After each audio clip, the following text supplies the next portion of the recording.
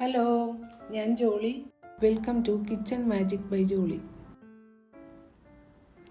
ഇന്ന് നമുക്ക് ഒരു creamy and healthy spinach tuna pasta ഉണ്ടാക്കാം. ആദ്യം ഒരു ബൗളിൽ സ്പിനാച്ചും ചെറിയ തക്കാളിയും 2 വെളുത്തുള്ളി അല്ലിയും ചീസും കൂടി ചേർത്ത് ഓവനിൽ 10 മിനിറ്റ് വെക്കാം.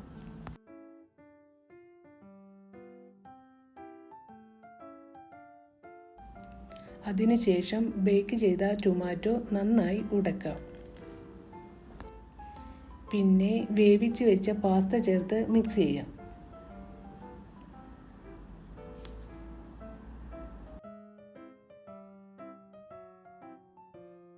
ടൂണ മിക്സും ചേർത്താൽ രുചികരമായ ക്രീമിയും ഹെൽത്തിയുമായ സ്പിനാച്ച് ടൂണ പാസ്ത റെഡി.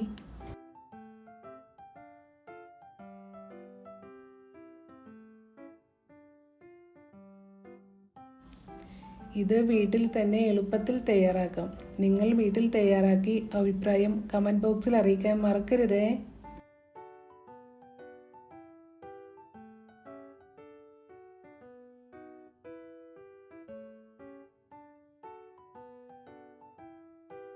നന്ദി. ചാओ.